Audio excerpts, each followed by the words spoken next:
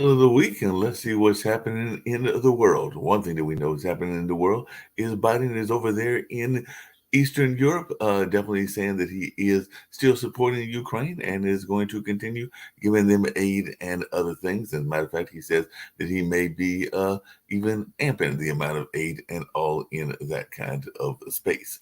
But yes, the U.S. President Joe Biden met leaders of NATO's eastern flank on Wednesday, that would be today, to show support for their security after Moscow suspended a landmark nuclear arms control treaty over strong Western support for Ukraine.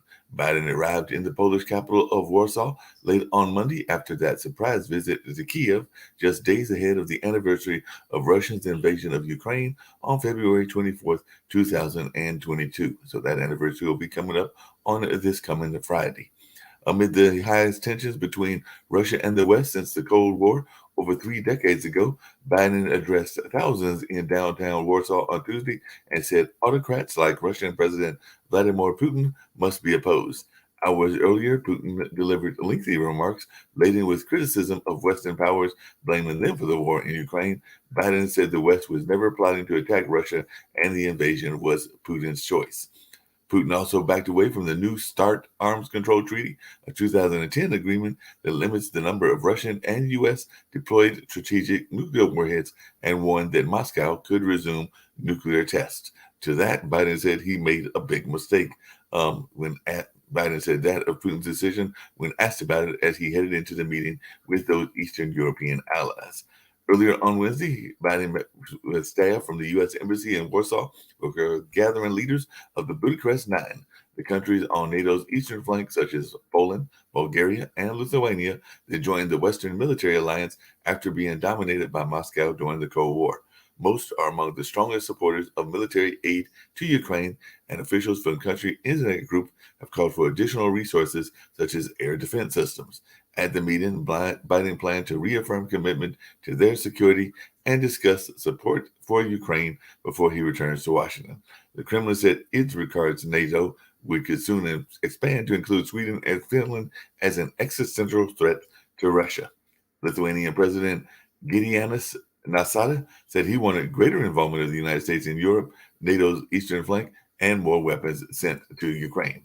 Let's give Ukraine all the weapons it needs to defeat the aggressor, Nausėda tweeted on Wednesday ahead of the meeting. Let's continue building up our own defenses. Eastern NATO flank must remain in our focus. No soft spots should be left. And of course, we all know that Lithuania was a former Soviet republic that is on Russia's doorstep, and it joined NATO in 2004 and plans to host Biden in July for the Security Alliance Leaders Summit.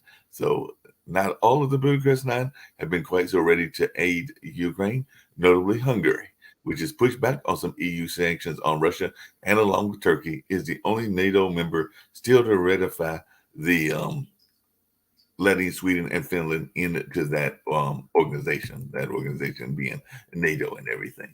But that's some of the things that we're hearing from that side of the world. And of course, Putin has issued a nuclear warning to the U.S. and threatens to resume those weapons tests, like I said earlier. And in other news, more than 1,000 flights were canceled as major winter storms threatened to produce historic snowfall. No snowfall here in North Carolina. As a matter of fact, it feels like it's about 60 or 70 degrees, and it's been feeling that way for a few days. But hey, in other parts of the country, it is definitely falling into that whole snow region and snow kind of thing happening, but not here in this part of the world where me and Nick and other folks are. So we'll see what folks got to say about what's going on with the weather. And speaking back to Russia, China's economic support for Russia could elicit more sanctions. So maybe we're going to sanction them more since they apparently are supporting the Russian invasion and aggression and all in that space. So we'll see what the folks on the panel have to say about all of that. And there is definitely folks even in his own party that are saying that Putin's war is a year of miscalculations. Boy, that's like an understatement and a half, in my opinion. But that's just one of the things that is being said. And of course, there is even a rift between the military and the Wagner Group, because the Wagner chief is accusing Russia's military leaders of treason. So that is something that's going on. And apparently, the Wagner Group is also using pop culture to recruit new Russian fighters. And that's one of the things that we're hearing. And if you're wondering what's going on in other parts of our foreign policy, the Biden administration has rolled out new asylum restrictions mirroring the Trump era policy. So they apparently are having some policies that are very Trump-like, and that is what is going on as they have announced a new border crackdown. So that is something that we are seeing in that part of the world. So that is something that folks may be interested in. And apparently, Seattle has become the first U.S. city to ban caste discrimination. That's right. Seattle has become the first U.S. city to ban caste discrimination. We do know that caste discrimination exists in other parts of the world, and maybe there is a large Indian population in Seattle or some of the other ones that are caste oriented, maybe because that's why they're doing that. But I would be interested to see what folks have to say about that part of what is happening as well. And over there in Israeli forces killed 10 Palestinians in a Nablus raid, and that is what is going on in the Middle East. And I'm sure there'll be some fallout in that part. And as I mentioned before, Nigeria is about to hold Africa's largest democratic exercise. So while other things are going on, Africa is trying to hold a democratic election in the country of Nigeria. And as I mentioned yesterday, South Korean courts are granting gay couples health benefits in a landmark ruling there in South Korea. And winds are lashing the Madagascar coast as Cyclone Freddy makes landfall. So that is going to be another area of the world that might be impacted by a natural event, just like those earthquakes hit Turkey and Syria. As a matter of fact, they had a 6.3 earthquake after they had that other earthquake, and definitely the death toll is rising in that part of the world too, with that natural disaster being the reason for that particular death count and all in those lines. But we're going to bring in my panelists and see what they've got to say about a number of these things that I brought up, including what's going on in Ukraine and some of the ways that it is impacting folks very much in all in those lines. And I may bring up some things going on in the UK because apparently Rishi Sunak is thinking about that whole Brexit deal that he's got going on with Northern Ireland. But we'll bring in our esteemed panelists and see what they've got to say about a number of these world issues. And we might even get to some United States issues as well, other than the whole notion of the winter storms, because that has definitely been dominating the news in parts of the country, but not necessarily here. And by the way, Biden, because I know folks were wondering what he was going to say about the East Palestine situation there in Ohio, and Biden has said that the train companies should clean it up in East Palestine. So EPHS chief and Ohio governor went over there and drank tap water near the train derailment site after heavy criticism. So I guess they were trying to prove that there wasn't any danger in the water. But we do know that chemical spills can have effects on people's health and all in that. Mark, good morning. I just had a question for Nick to follow up on yesterday. Nick, your guideline is whether anyone died or not. Is that how you understand situations? No. I mean, I have what they call national priorities, Lee. And so the thing is, and this is where these distractions take place. Our national priority is national security at the national level. It's not whether a train derailed in Miami, which happened, by the way, yesterday. But what Mark is bringing up, there could be catastrophic consequences. The water quality, air quality. Hey, listen, let's get real here, okay? 400,000 people last year died of heart-related disease. Why isn't that a national priority? 400,000, Lee, died of heart-related disease.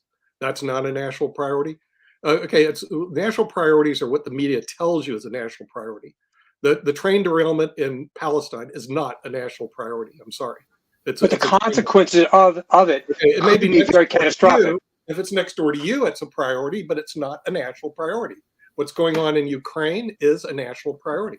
Atomic weapons are a national priority. Heart disease should be up Nick, there, but not a national priority. It's not necessarily an or, it could be and. You know? We have a large government. They could do two things at the same time. Yeah, well, I've been arguing for decades about our train system is 18th century, which it still is. Look at it. And that's a valid point. I'm on board with you on that. Okay, right. So the thing is, our train system does need to, our rails need to be reinvigorated so we're up to standards of a first world country. We're not. So if anything, it brought out the fact our rail system is third world. It brought out the fact that, of course, lack of regulation, which there's one panelist who believes lack of regulation is okay, obviously was not okay, because the thing is, as they pointed out quite correctly, what happened is the corporate greed pushed salaries down. So and they got rid of a lot of employees in the rail industry to bring profits up. Okay, it's a natural thing of capitalism. All right. And of course, it creates this problem because there's basically very little regulation over the rails. And not only that, there's no real, this guy Butteridge, whatever his name is, worthless, because he has no plan, neither does Biden, on updating our rails to at least be equivalent to Europe or China. Right now, we're third world. Now, did the media bring that out? No, they didn't. Instead, oh, poor me, look at all the gases that were around. But even all that, it's still not a national priority. It's, it's what I call, it falls in the other category. Hey, Nick. So hang on, Mark. Hang on. Because if he's going to have a crack at me, I've never said that we should have. I didn't say anything about you. I've never said that we should have no regulations. And in fact, when it comes to you say one of the panelists here believes in no regulations. I think we all know who that's directed at. So I've never said that we should have no regulations. And in fact, I've actually said previously on several occasions that government regulations is what tempers capitalism, is what makes sure that capitalists don't abuse the public and don't impose a cost on everybody else. I agree with you that there may be some more significant priorities to the United States. However, you mentioned heart disease. Yeah. If the appropriate health departments in America were not paying attention to health issues such as heart disease, obesity, diabetes, all these sorts of things, if they weren't paying any attention to that at all, then you would say, why is the health department not doing anything here? I think that with the EPA not going in and testing the water earlier, with the federal government not saying anything, it's a bad look.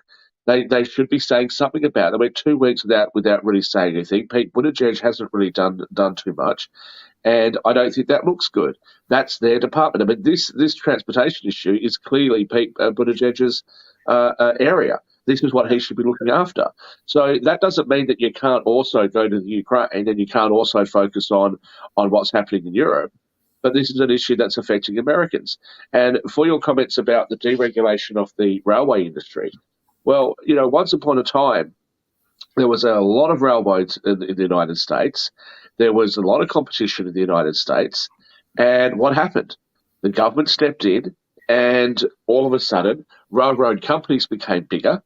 They became less competitive, and there hasn't been much of an investment there. But I will agree with Biden, actually, that this is the railroad's responsibility to fix this.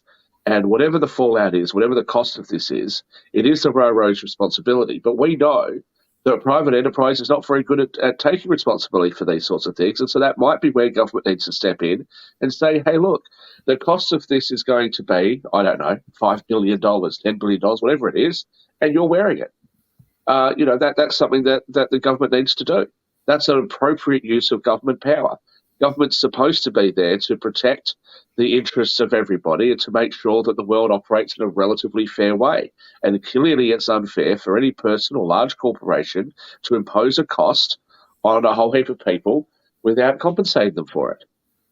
And that's all well and good. But what I'm saying, Shaquille, it's not a national priority. In other words, Our number one priority Yeah, but is you're acting, Nick, as though it is down that on the list. what you're doing, Nick, is what you always tend to do whenever there's any criticism of the president that you voted for, which is Criticism of the president. that you will twist and turn reality into something else. Criticism of the president. You're acting as though that because this isn't a national priority in your eyes, it shouldn't even be discussed. The federal government should be like, a train derailment with a whole heap of chemicals spilt into an area? No, who gives a shit? We'll just let that go. There was a derailment in Miami the other day, and somebody actually got killed. Where's the outrage? Okay. Was there a chemical spill in Miami? Was there a chemical spill in Miami? It shouldn't be happening in Miami either, but was there a chemical spill in Miami? Use alert. We have 1.6 million attorneys in the United States that clean up this mess through litigation. So the thing is, that's where. I see. So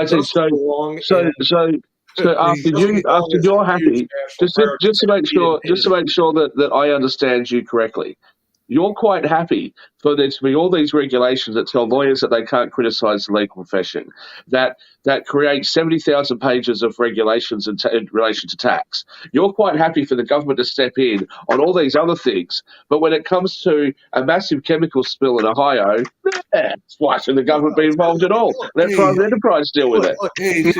Mark, I just asked Nick a question. Hold on a second. I had a quick question to ask. Just real quick, let me follow up on Nick. War in Ukraine is much bigger. Nick, high up on your list is heart disease. What do you, Nick? You brought up heart disease. The federal government. What do you want the federal government to do? Require diets, exercise. How are they supposed to get involved as opposed to personal responsibility? Federal government needs to prioritize their time. In other words, anybody who's in time management or an executive position knows you have to bring to the forefront the most important issues first and relegate the other ones down. Well, that sounds nice, and everybody agrees to that. But what's that have to do with heart disease? Heart disease is up there. It's way above a train derailment. So what do you want the federal government to do? Tell you what to eat, when to exercise? Well, the thing is, there is some point to that, Lee. Okay, in other words, this goes back to personal responsibility.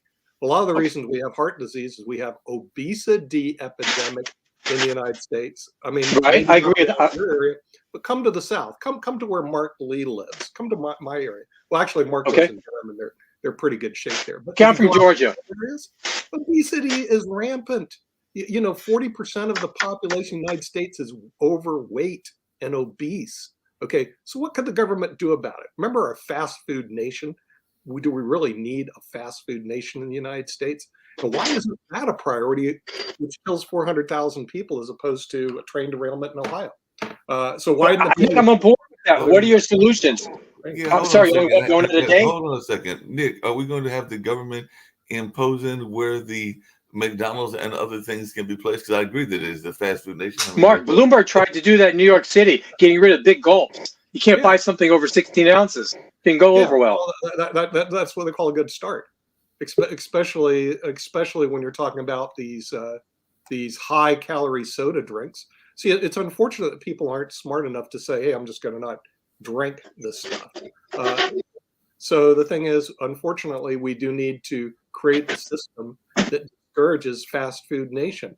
It started off by putting the calories on some of these places. No, I got the calories thing, but is David, the founder of Wendy's, ancestors or Ray Kroc's ancestors going to actually, because I don't think either one of them are living, are going to be able to be told where they can place their restaurants and everything, and how is that going to go over? It's like smoking. Okay, why don't we just have cigarettes on every bloody block? It's because Nick, figured out cigarettes are dangerous. Nick, when you were a kid, were there calories counts on all the products? We were much thinner back then. Franchises out, shut them all down. In other words, the thing is, we don't need fast food nation. You just get rid of them, and make it extremely difficult, just like cigarettes, for people to get a hold of them. And that I'm not sure if it's going to cure the obesity problem, but it's certainly a step in the right direction. So goodbye McDonald's, goodbye Wendy's, goodbye all the junk food that you love to eat, because it's addictive, it's bad for you, it's like cigarettes, it's like alcohol, and it creates obesity, heart disease, runs up our medical bills in the United States of America. And, Nick, unfortunately, there are going to be people like Mark and myself and say maybe that's a racist policy because where are these fast food restaurants? They're in poor neighborhoods, neighborhoods for you we can't afford to go to. But the thing is, it could be a positive racist policy, okay? Because the thing is, what happens is it may kill, and Mark will have to do the study on that, an enormous amount of blacks relative to whites. But it doesn't matter. It kills people, all right? And that is a priority, or should be a priority, other than the stupid train derailing. Nick, whenever Democrats have tried to help people of color, or blacks specifically, hasn't worked out that well, so leave them alone.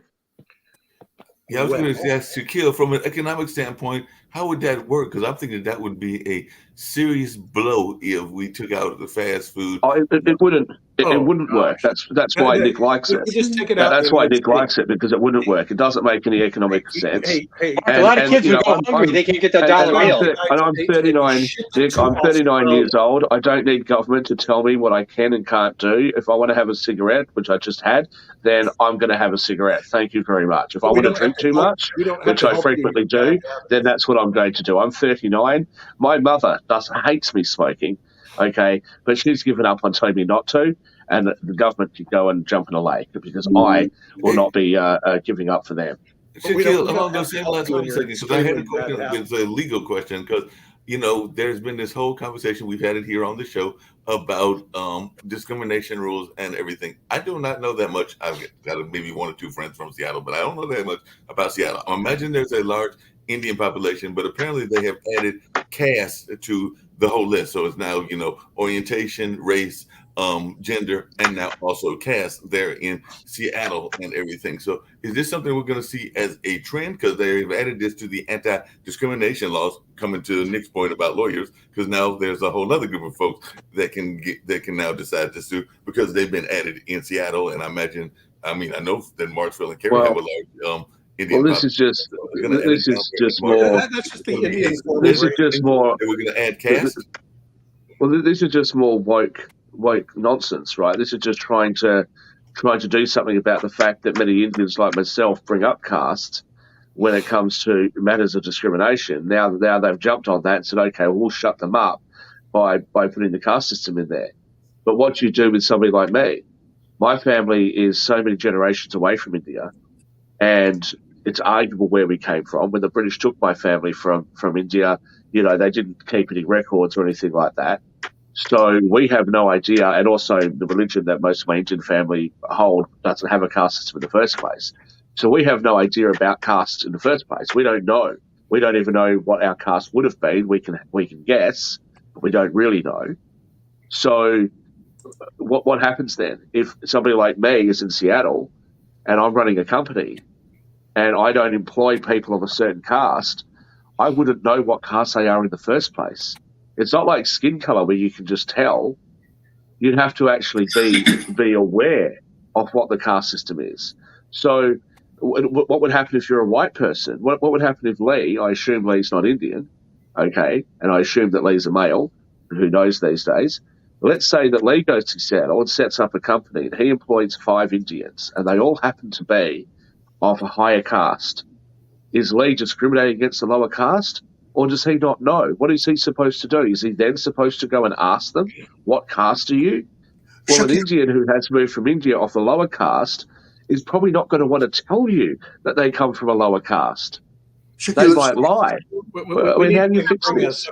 People of different castes wear different clothing by color, so people will easily see what caste anyone belongs. Not necessarily. Well, Sasha, that might be the case in India, right? Mm-hmm. But if these people are living in America, they're more likely than not going to be adopting American fashion, American mannerisms, things like that. And let's talk about this. The caste system is going to it runs for generations, right? So what happens if it's a third generation Indian who's lived in the United States for the last, his family's lived in the United States for the last 80 years? How are you supposed to? How people in India know who belongs to which caste? I don't know. I've never been.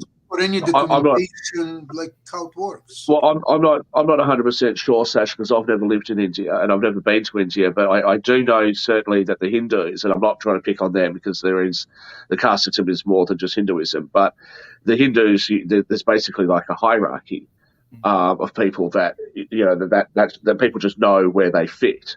Right, and you've got like the Dalits or the untouchables at the bottom. You've got the Brahmin caste, the warrior caste up the top, and then you've got all these different castes in between. Shaquille, this is like some countries like royalty. Shaquille, former world champion Vishwan Anand, he belonged to the highest caste of them all. Well, that's right. Most successful Indians do. But most successful Indians do. So my cousin knows a lot more about the caste system than I do. He says that we are one of the subcastes of the warrior caste. So within the caste, you also have all of these subcastes. Now, the Brahmin caste, it's a bit interesting because the Brahmin caste didn't really ever do anything. It was always the warrior caste that were, the bankers and they did all this sort of stuff. The Brahmin caste just lived at the temples, but that sort of changed over time. But my point being that you're basically trying to push an anti-discrimination thing onto white Americans and just Americans that don't know anything about the caste system. How is that going to work? What are you going to do? And as I said, for somebody like myself who is ethnically Indian, what are they going to do? They're going to march me into court and say, well, look, you employed 5 Indians, you employed 10 Indians, but you didn't employ any Indians of this particular caste.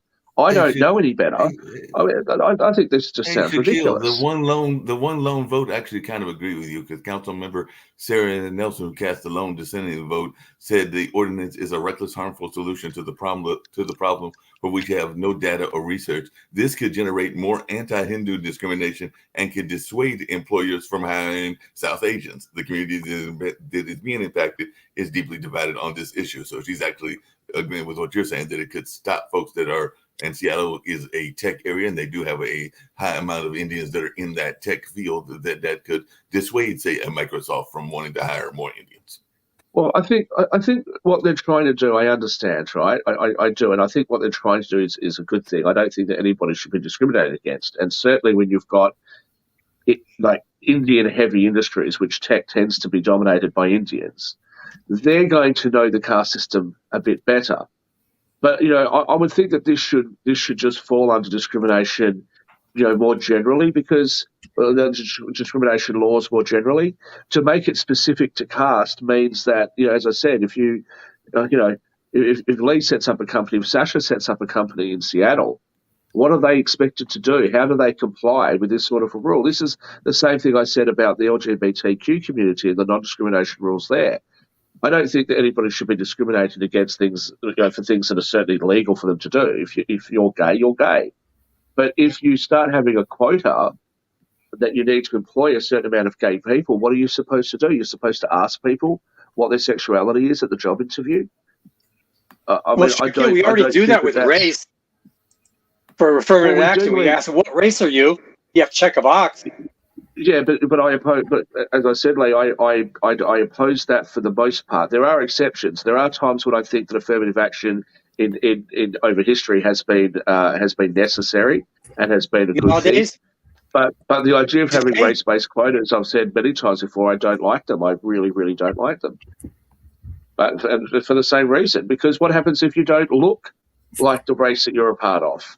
Then what? Then you tick the box, and if you're too white, then they're going to go, well, you pass for white. Are you really of this? It just becomes this huge mess. We saw this with Elizabeth Warren. It just becomes this huge mess, and people end up falling over themselves in order not to offend anybody and not to feel like they're excluding anybody. And, it just makes some people feel as though they're not getting the same opportunities. It doesn't make it better, in my opinion. It can make it worse. It can benefit some, but there's a lot of people it doesn't benefit. Don't make things better, and I don't know why they're doing this so many years after the fact. And yes, I am a supporter of civil rights, and I'm an admirer of many of our civil rights leaders. But with somebody, maybe Nick or anybody else that's in the legal field can explain to me why the family of Malcolm X is announcing a $100 million lawsuit alleging that the New York Police Department for publicity, Mark, and the CIA for publicity. For publicity. Anybody here really think they're going to win $100 million from the CIA and the FBI? Really? And then the New York Police Department? This is for publicity. That's all it is. It's Black History Month. Let's see the government get some people behind it. Maybe they'll raise some money that they'll get some sort of frivolous lawsuit going. And you know, what else would the reason be? Well, the family claims new information has come to light that alleges conspiracy and the fraudulent concealment of evidence in the assassination of Malcolm X, and civil rights attorney Ben Crump said that during a news conference as they announced that they were suing the FBI, the CIA, and the New York Police Department for their handling of the civil rights leader's 1965 assassination. So for years, our family has fought for the truth to come to light concerning his murder, and we like our father to receive the justice as he deserves, is what Ilyasah Shabazz, which is Malcolm X's daughter, or one of the daughters, said at the press conference. He accused government agencies of fraudulently concealing evidence that they conspired to and executed their plan to assassinate Malcolm X, according to Reuters. And it's not just about the trigger man, it's about who conspired with the trigger man to do this dastardly deed, is what Crump, the attorney, said. If the conspiracy theory is true, if it's true, how are you ever going to be able to prove that? It'll be classified, it'll be buried in secret government documents. You're never going to be able to prove it. Yeah, that's what I said. It's going to be hard to prove. But, you know, the other time that it's come up is when folks have been prosecuted when they've admitted to wrongdoing. But I'm also not a big fan of going after somebody decades after the case has happened, because definitely there is known facts that there were people involved in the Emmett Till case that admitted to lying and everything, but they're now what, like 90, 95, 100 or something like that. So I don't know that even sentencing them to prison for their actions of being a teenager or a young person are going to be worth it, because one, I guess you could get the satisfaction of them being prosecuted, but are they actually going to put them in jail? And if they put them in jail, how much longer are they going to be in jail and all of that? So that didn't make much sense. Well, there's no statute. If it's a murder or something like that, there's no statute of limitations on that. And frankly, if you happen to be 95 and you finally get caught for a murder that you committed decades ago, and you have to spend the last few years of your life disgraced in jail, I don't have a problem with that. Mark, what exactly is your problem? On many other crimes, I would say, yeah, you know, once enough time's gone by, the crime should be prosecuted. But if you've killed someone and taken someone else's life, you deserve to have as much dignity as possible. Sorry, Lee. No, Mark, is your problem the length of time, or is it because of the age of the defendant? It's the age of the defendant. It's also, Okay, so let's talk about the age of the defendant. You're giving 95-year-olds permission now to commit crimes? Well, I'm saying if they committed the crime when they were much younger and everything, and then they are finally caught for that crime, how much of that time is gone by, and there's all that contamination of evidence that happened so long ago and everything? How is it going to be? Let's assume there's no contamination. Let's assume we're not talking about this question of the guilt, okay? Let's say that there's incontrovertible proof that they're guilty. You know, people are still going after Nazi during the, who are there in the camps, rightfully so. Eichmann, obviously not now, but there are other people who may still, let's say, are alive. And there's clear evidence who was there making orders, following them out, the ovens and whatever else. These people should get a pass just because it's the length of time? Well, I mean, by that same notion, I mean, there is accusations, and I'm not saying that the accusations are true because I don't know the accusations. I don't know whether they are true or not. But one of our biggest heroes right now is the leader of Ukraine. If they find out later that he is a member of the Nazi Party, even though he is the biggest supporter right now of everybody's on Zelensky's side, but let's just say hypothetically, he wasn't born during World War II. He's too young. But you can still be a neo-Nazi after the fact of the war. Just because someone's a Nazi, and I think it's horrible, doesn't mean they committed a crime. Am I wrong? No, I mean, I got your point, but I'm just saying there are accusations that crimes were committed by neo-Nazis both here and in other countries as well. I'm just saying if those who were guilty go after. Revered hero is actually involved in. But I think it's very dangerous if we're going to start criminalizing viewpoints because we don't like them as horrible as they may be. Yeah, and I'm saying that, and I mean that's even come up.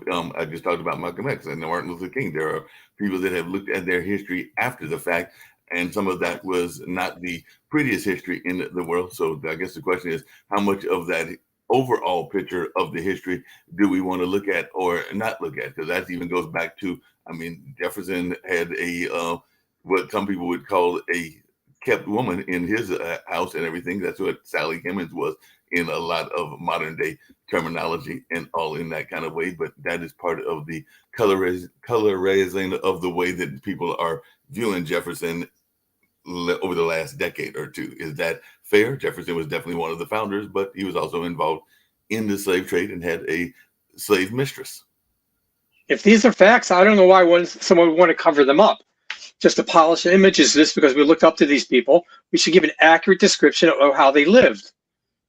That I'm on board, but no, Jefferson was just a man. That was a different era. Sorry, go.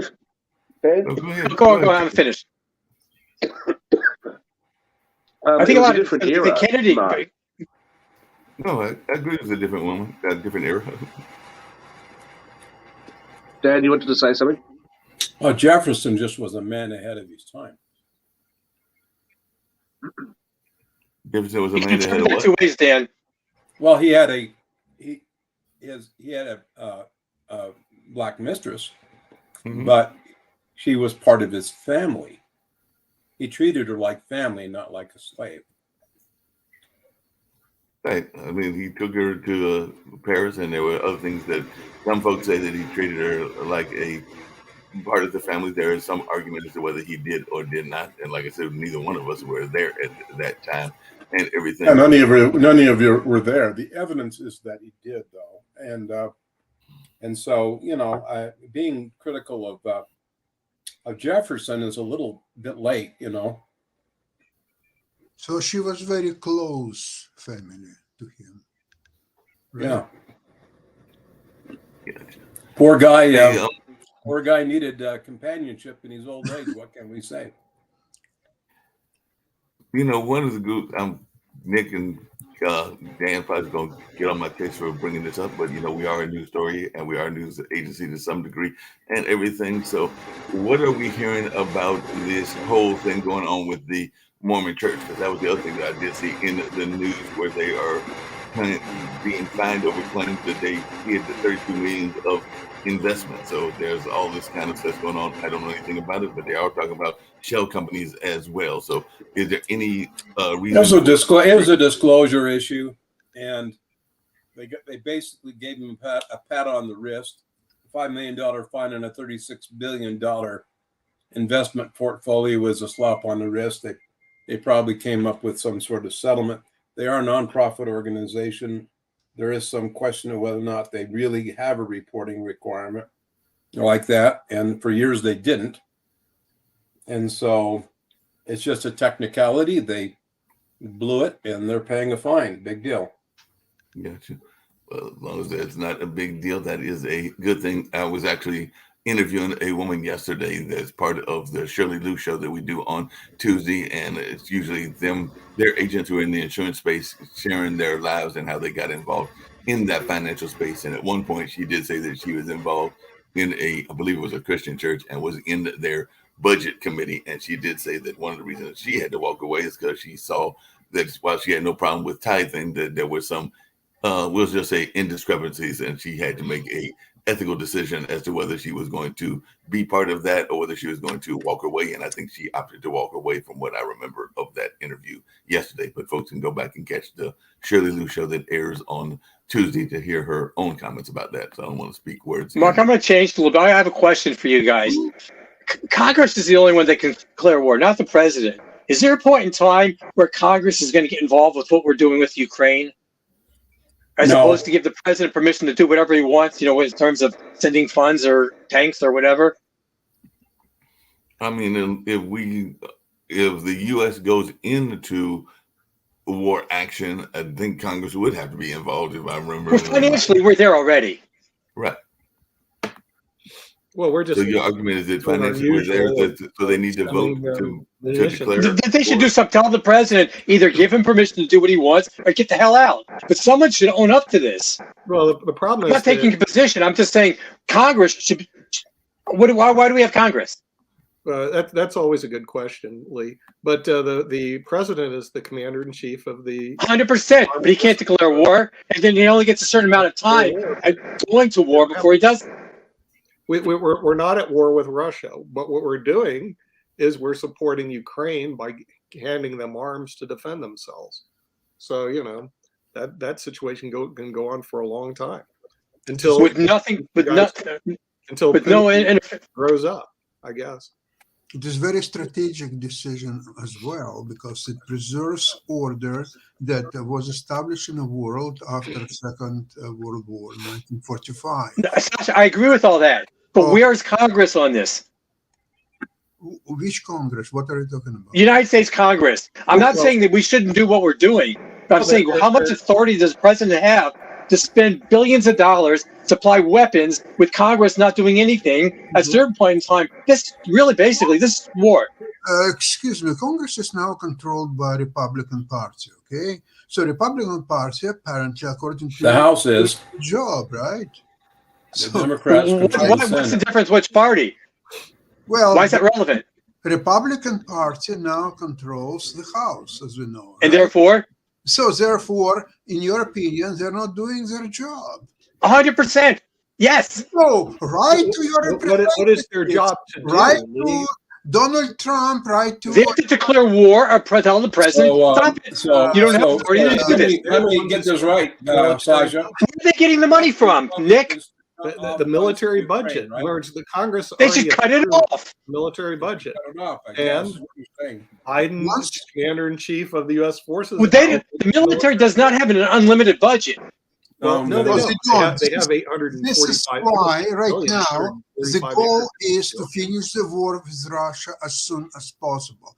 Actually, I'll tell you this. Ukraine is now getting more arms, more weapons from the West and United States that it can even employ and store. They're just being bombarded. Here are so many tanks. Here are so many weapons. There are so many ammunitions here and there. And Ukrainians are getting their busy 24 hours a day to accept it all. So Ukrainians are now building the strongest, the biggest, the most effective army in Europe. It's gonna be a military superpower because when you will see when Russia will start go apart, Ukraine will absorb a lot of Russian territories. And Do you really believe that's a good idea? well, look at it this way: if let's see a territory in Russia close to Ukraine, let's see cities like Belgorod, Kursk, Rostov. Let's see if they have referendum and they want to get out of Russia, but there will be no Russia actually as we see it today. So they want to join Ukraine, simple and pure. So Ukraine now has to vote to accept them to be part of Ukraine or not. Let's see, probably they will vote to accept them. So they will accept probably most of the European territory of Russia. So what's going to left in Russia, it will be some Siberian territories, which will be all ruled by Chinese by that time. And essentially, Russia will disintegrate. There will be no such country. So then Ukraine is becoming number one power in Europe, not only from... And Ukraine becomes Russia. Well, you can say so. I think that's a delusional belief. You can say so. No, You it's know. no different. It's one of the very viable scenarios because if Ukraine will get all Russian armies out of its territory, then it's the end of Putin's regime. Putin is gone, probably physically. So now Russia will have to select how it's to be governed. And guess what? A lot of territories that are not connected to Moscow directly, but a little bit farther, like Tatarstan, like Yekaterinburg, like many places in Siberia, they will say, do we really need Moscow? What is good for? What Moscow has lately done for us? Did they win the war against Ukraine? Oh, they didn't win the war against Ukraine. Go hell out. We know how to govern our provinces and our places, our cities. and we don't need Moscow then. And then what Morning, Moscow, everybody. what Moscow hello. So what Moscow is going to do? Going to fight Tatarstan and the cities like Ekaterinburg or Novosibirsk or all the territories in the Far East? No, it has no clue how to do it. It has no power. So Russia is now disintegrating. The process is already underway. People just don't understand that, but it is what's happening there. There is a huge power vacuum. Do you think Putin is really ruling Russia these days? He's whistling between his generals and people like Kadyrov or this idiot Prigozhin and other warlords and so on. And they're not really there to fight Ukraine. No, they are preparing to post Putin's Russia and how to fight. There is trillions of dollars, different businesses, the resources, just anything. And remember one thing, in Russia, power and wealth go together, always together. If you don't have power, you don't have wealth. If you don't have wealth, you have no power whatsoever. So therefore, they're preparing to post Putin's Russia. It's not restricted to Russia, Sasha. No, that's not just restricted to Russia. Hey, I did have a question. That's the new world order, don't you know? And I'm glad that Steve's here because, Steve, a couple things. One, we were talking earlier about Ohio, and we're waiting to see when Biden's going to go visit Palestine, Ohio. But apparently Trump's going to go visit Ohio right now and everything. Of course, there's the border policies and all in those lines. And some people are saying that the Biden policies are very much mirroring what the Trump policies were, because apparently he's trying to crack down on the border. But that's not the question I had for you, Steve. Well, can I just respond? Can I just respond to that just very quickly? Because I just went to your border. I just went to your border, and can I just very quickly say? Well, I was just going to say one sentence. I was going to say one sentence. It was actually slightly more difficult for me to go to the United States this time than what it has been under President Trump or under President Obama. I actually required a little bit more paperwork to be able to go. So that was interesting. I wasn't expecting that. No, because you came here legally, Shakil. Yeah, you got here legally and everything. But I came here legally the last few times as well. The question I had for you don't need any paperwork to come back. What are we thinking about competency tests? Because apparently Nikki Haley, she's a candidate, has said that Bernie Sanders is exactly the reason mental competency tests are needed, and she is pushing this whole idea of a competency test for those that are running. So, Steve, are you ready for a competency test? Should you decide to run for national office? Because apparently Nikki Haley is saying that that's what we need is a mental competency test. Bring it on. I'm ready to go. I've recited all 46 presidents by heart last week, 2 days ago. I'm ready. And I'm ready, guys. I'm ready for. All right. Who was president number 17? Hey, but real quickly, I did want to let you know that a couple things. The secretary of the EPA is actually from North Carolina, Michael Regan, and he's coming here at the end of March. But he's in the middle of this whole train wreck, and it's crazy. And the other thing we haven't talked about is the Supreme Court decision, Gonzalez versus Google. And it looks like the U.S. Supreme Court is not going to change law that would protect tech companies from legal blame, right? And that's what is the issue here. And of course, Sasha just talked about Putin as we get to Friday, which we're going to dedicate. I'll be from PBS, Carolinas on that day, Friday, but we're going to talk about whole show on Ukraine, even though Sasha Star has his own show. But Biden, coming to Poland and pretty interesting stuff. I don't think that I think politicians should be competent. Right, mentally. Steve, we have a problem with that. If you're going to start giving competency tests, we have politicians in office now who would not pass a mental competency test, such as what's going on in Pennsylvania, and we also have ones who physically won't pass because they have handicaps. How would that work out, as opposed to leave it up to the voters? Yeah, I don't know, Lee. I mean, that's Well, maybe what should happen then, Lee, is the voters should have to do a competency test before they get to vote. There would be a plan. There's a way to clear the voter rolls. Shaquille, and don't forget people who conduct those tests. They have to be very, very That's right. I just want to come back to the border thing because I thought that would actually be something of some interest to you guys. So as you know, I'm in Canada, and so because I always visit whenever I'm in North America. I'll always visit my family, and then I will drive down. I've got some family in Seattle. I've got some family in Oregon as well. So I'll normally go through there, and then I'll go down to California, and then I'll go to wherever else I'm going to go to in the United States. So I've got family in California as well. So normally you just cross at the border, and you go across, you fill out some paperwork. It's a bit different for Canadians because they don't need the paperwork. But if you're from a visa waiver country, which I'm from 2 visa waiver countries, you go there, you fill out some paperwork. The first time you do it, you get fingerprinted. They take a photograph of you. And then the last several times I've come to the United States, I didn't need to be fully fingerprinted. I just needed to put 2 fingers on the thing, and away I went. So if you fly into the United States, you have to apply for an ESTA, an Electronic Travel Authority form. Now, if you're crossing by land, you don't need to do that. However, that's changed, and it's only been a fairly recent change, so I believe it changed late last year. So now, regardless of how you enter the United States, you have to have an ESTA. So I applied for mine. I put it in last night, obviously. Working hours, business hours is closed in America, so I put it in last night.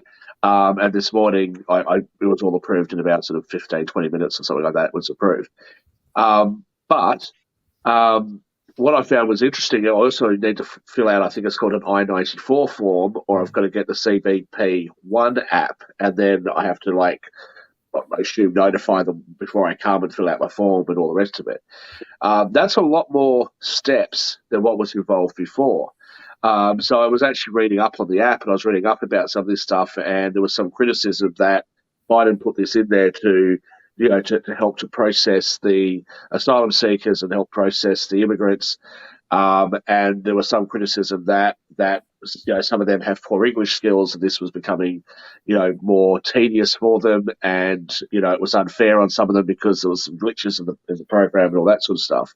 But I have to actually say, for the criticism that I and some other panelists have levelled at the so-called open border policy that Biden and Kamala Harris have on the southern border, these restrictions are slightly inconvenient for me, but these sorts of things actually seem to be not a bad way of dealing with it.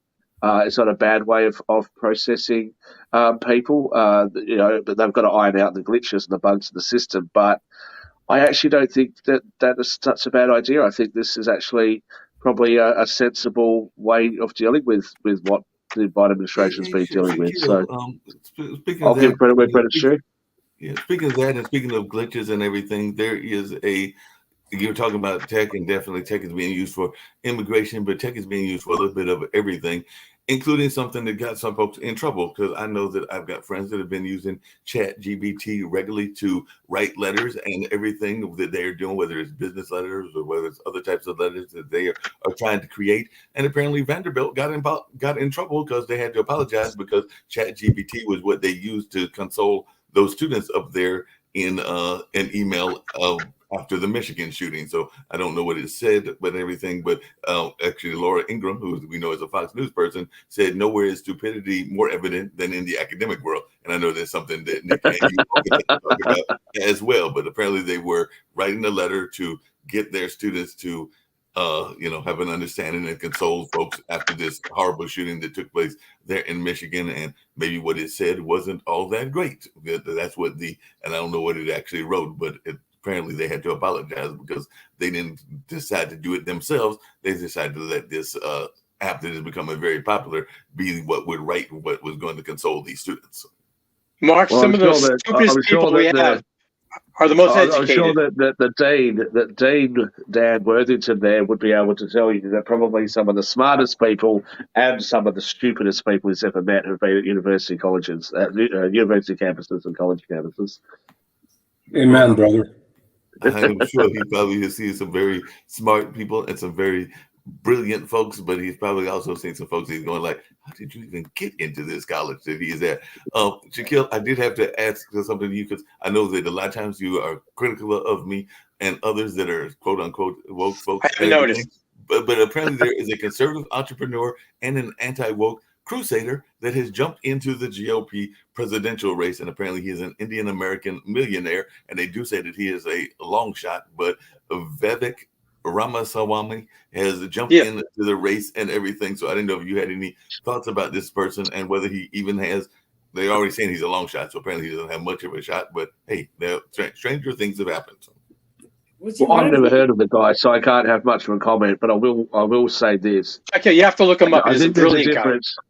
I think there's a difference between calling out woke stuff when it doesn't make any sense, and when it's not helpful, when it becomes harmful rather than helpful to a particular cause. You've got to be careful of not going on the attack, or which I fall into this all the time. It sounds like I'm trying to attack people sometimes, but you've got to be careful of not coming across really right wing. So if you don't agree, like we talked before about affirmative action, right? And I've outlined why I have some concerns about it. I don't think that what I'm saying could be interpreted as deliberately holding back people of color. It's because I don't think it helps people of color; it hurts them. You got to be very careful when you make your argument that if your argument is I'm on your side, but I don't think this is a good solution, that's one argument. If you're just going to call out the woke and just, you're all crazy, you just want to attack them, well, then it just becomes a tit for tat shit fight, and that doesn't help anything. And you see that there was an influencer, I forget his name's at Tate or something, some sort of influencer in the UK that was sort of going on the anti-woke crusade. He got some followers, and then he got in trouble for human rights abuse or slavery or something. I mean, you see a lot of this sort of stuff go on where it's just attacking for the sake of views on the internet. Well, that doesn't really achieve much. A couple of comments about this so-called Republican race. Okay, so there is Trump, who declared first, and he's there, and everybody knows what he stands for, and so on. So there are now some people like this guy, Vivek somebody, and then there's Nikki Haley, and then there are some second-rated people are sort of getting in. And remember, everything what they're pronouncing is in tune with Trump's policies. Now, interestingly, that heavyweights like this guy, say Mike Pompeo, for example, or perhaps later on Mike Pence, or perhaps Florida. Ron DeSantis, right? They're not hurrying up because they want to avoid confrontation with Trump. So what they're waiting for, it's about any time now, Trump is going to be indicted in Georgia. And once first indicted is announced, there will be several different indictments which will take him out of Republican race. So that's a time when DeSantis and when all others, they will go in, they will declare whether they will 100% agree with Trump policies or not 100%, but only 75%. It doesn't matter, but because the field will be wide open, and so Republican Party will have chance to be reborn, to be vital, to exchange ideas, and to stand for something. Because now, when Trump is, by all polls, he is so much in the lead, and once the others, like even Ron DeSantis, will jump in, Trump will match-loud them,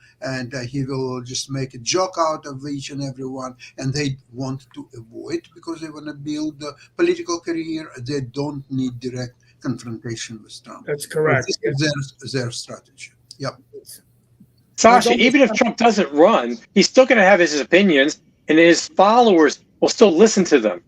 When he's indicted, his opinion means nothing, really. To you, maybe, not to millions of others. Hey, listen, his opinion means nothing to you now, Sasha. So why does it matter whether he's indicted or not? Well, if he's indicted, that put him in a special category of indicted. Maybe not. You don't know what's going to happen.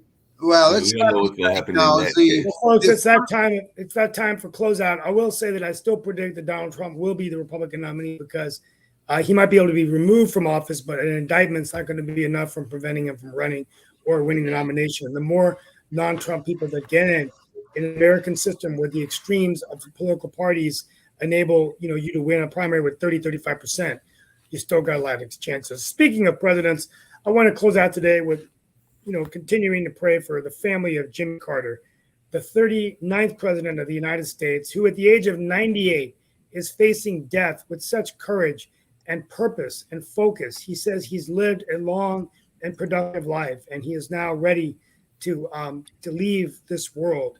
But I will say that he is the one president that I truly believe was able to use the White House as a stepping stone to greater things, helping those around the world to deal with free and fair elections in Haiti, attacking diseases through the Carter Center like guinea worm, helping build homes for Habitat for Humanity. This president worked as hard as an ex-president as he did in the White House. And yes, he wasn't revered as a very effective president and was a president during the Iran hostage crisis and the oil embargoes, and I mean just the oil crisis and everything going on. But I think history will remember him as a president and a very engaged global citizen, a winner of the Nobel Peace Prize. I will end with this. I met him at Emory University, and the one thing people don't remember about him was that he was a very stern and strict man. Even if copies were double-sided, if pens were misplaced on his desk, the president would scream and get angry, and many people would be afraid when he would come in. They would actually take 2 days off. He wasn't the soft-spoken kind of gentle Southern gentleman. That sounds mature. But one day a student asked him. Anger management problem. But one day a student asked the president, they said, didn't you make mistakes, small mistakes when you were growing up? And he said, no, I did not. Because you don't grow up on a farm, work 3 jobs, go into the United States Navy, captain a submarine, go become a legislator and a governor, and then the president of the United States. This was a man who dotted the I's and crossed the T's. And I think that he was one of the finest citizens our nation to produce. We wish him well. I know Republicans out there thought he was an awful president, but I've talked to many, many Republicans who believe He was a lousy president. Most people think he's a lousy president.